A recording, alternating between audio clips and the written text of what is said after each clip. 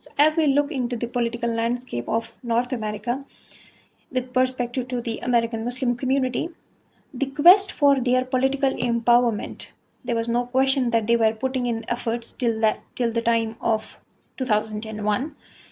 But after September 11 attacks, that particular tragedy, it undid years of dedicated efforts.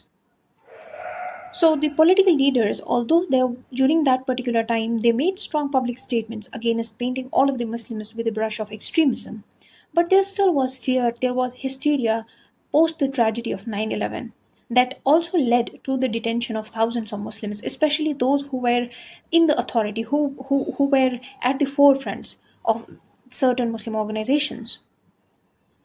Politically, in 2004 elections, Communities National Organization didn't make any impact. So both the parties they resisted to reach out to the American Muslims, unlike the previous cases.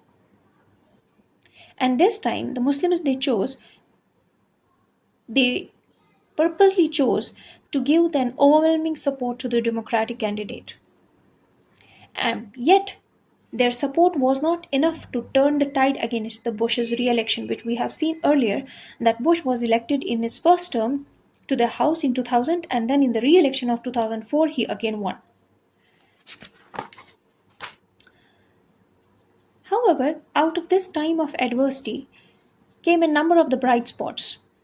One was the community used this opportunity to get out of the tragedy. The community used this opportunity of the U.S. wars to demonstrate the community's loyalty to its country.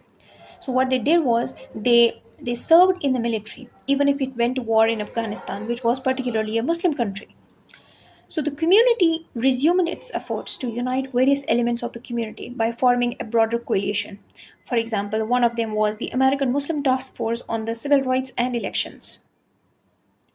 4 years later, there was the first Muslim community member to be elected to the US Congress, and followed by Andrew Carson, who was in 2008 elected to the House of Representatives. So, followed by the Barack Obama's term. However, the civil rights issues affecting leaders or institutions within the community they continued throughout his term as well, even after his re-election in 2013. So the point was all of the efforts they did gain prominence on the national level.